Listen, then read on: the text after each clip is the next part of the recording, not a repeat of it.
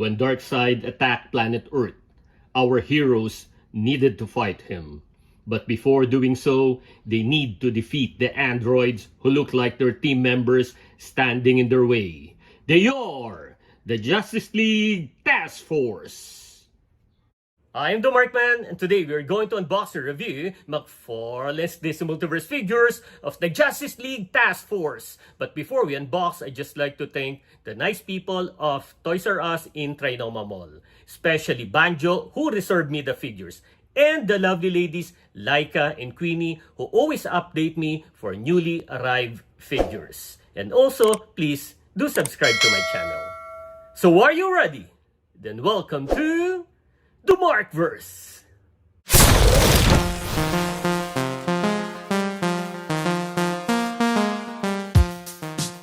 These figures are based on the 1995 fighting game Justice League Task Force that can be played in Super Nintendo and in Genesis game consoles.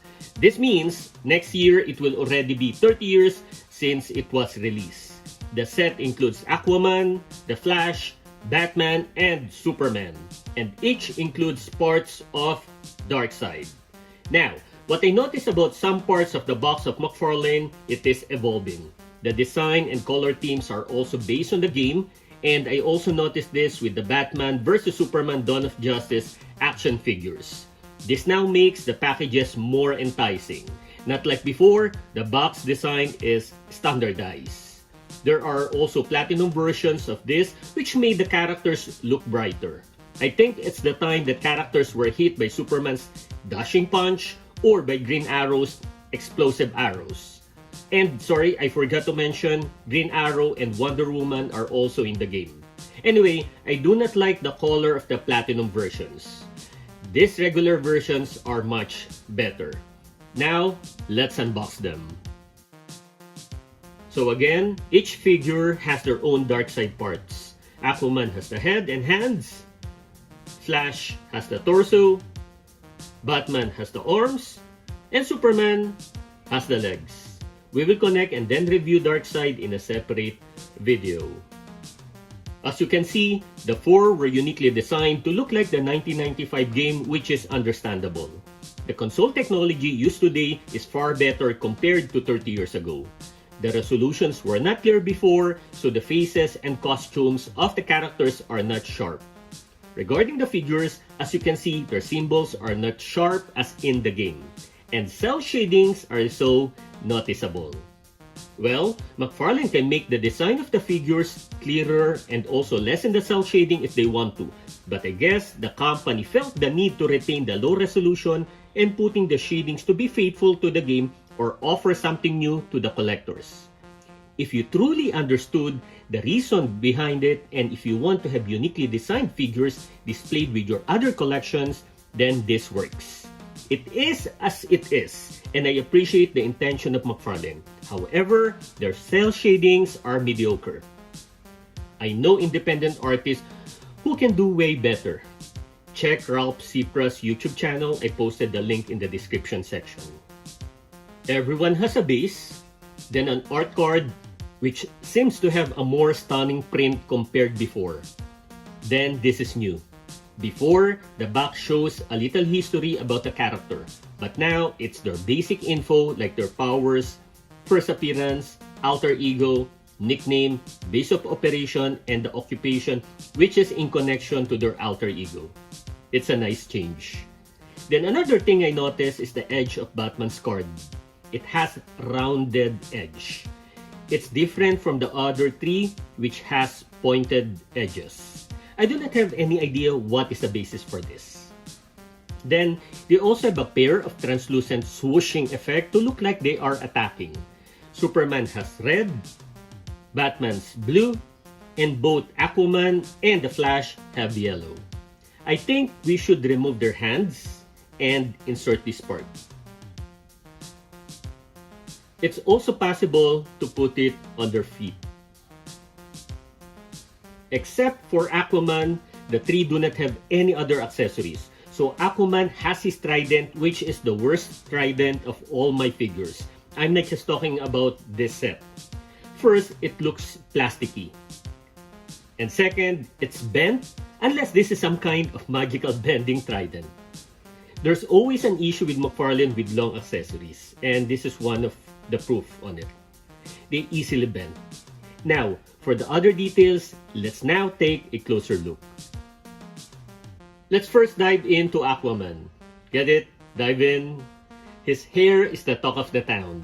Yes, McFarlane is giving us a unique Aquaman design that looks like he is underwater, but they did not become completely faithful to the game. Because during the game, his hair falls and does not go up. It only goes up when jumping. You might say the figure is based on the cover of the game. Then why not be strict and follow the entire character design? If we look at the cover, yes, his hair is up, but it's moving to his right. This figure's hair is moving to his left. Then, his upper garment in the game, we can see his trapezius muscles. But for the figure, it is covered. So it's not also about the cover. The truth is, they just used the Aquaman Endless Winter body sculpt. And going back to the issue of the hair, I feel it's unnecessary to design it this way. But the sarcastic face, sculpt, and the color looks good. Like I said, they use the same body as the Endless Winter. We can see the scale patterns on his upper body and the yellow shading over his orange outfit and some browns to his sides. There's the Aquaman symbol on his belt, which also looks plasticky like his trident. Then his dark green tights with a light green shading is smooth. These fins are bendable. What I like about this body sculpt is it has good body proportion, but it is already used too much. They use it to a couple of Aquaman figures and even that of Ocean Master. Then Batman. He got this cringing face. The cowl also has cell shades.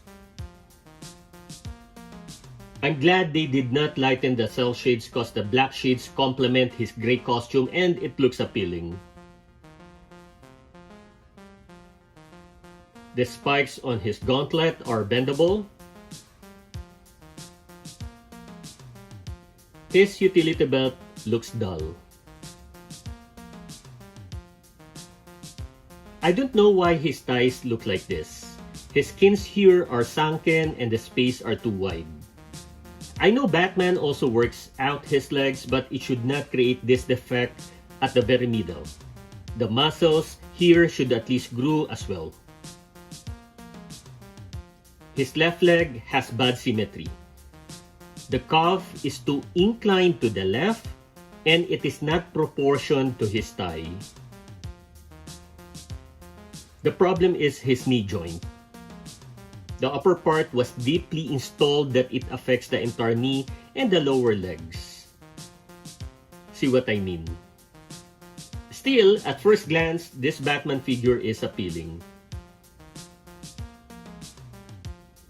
He has a wired blue satin cape. This is sweet.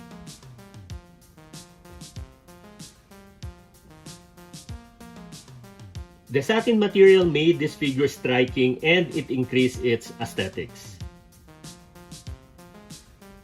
We can widen it if we want to. So, looking at the body of Batman, he's slim with smooth texture. I just hope he had an alternate hand to hold my spare Batarang cause aside from Aquaman, all three have close hands. Now for Superman. His face is pale and it looks rubberish. He has the big chin like the Superman Hash version. Not fond of the Man of Steel with a big chin when it comes to his figures. It looks fine in comics or in animation, but for me, when they create a figure from those medias, I am indifferent. Is he wearing lipstick? I like the long hair, which is actually blue. I think the light shading is excessive.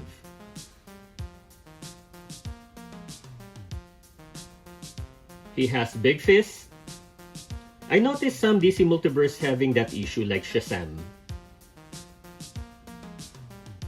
His costume is smooth. I always love wired cape, especially if I spread it and pose it that looks like he's landing. This is also sweet. He has great stance with this wired cape. Okay, so no S symbol. There should be an S symbol here. It's a simple research, McFarlane. In the game, he has that on his cape. So how can you miss that? Last is the Flash. This is Wally West and not Barry Allen. Among the four, he is the least cel-shaded. You won't notice it that much, hence he can blend with the other DC figures aside from this Task Force set. This is unnecessary. It's like a paint issue on his head and not a cel shade. His pupils are all white. Then these lighting effects are bendable.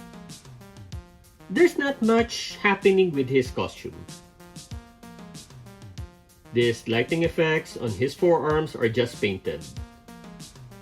But on his waist, it's not. There are some noticeable shadings here on his boots, but on the chest, it is not that noticeable. I like this Flash figure. It's simple but appealing. That is how you make the Flash regardless if it's Wally West or Barry Allen. He do not have much of details compared to other characters. His costume is smooth and he got nice body stance. For the articulation, starting with the head, down, up, side to side, it's only Superman that has an issue when tilting his head back because of his long hair hitting his back.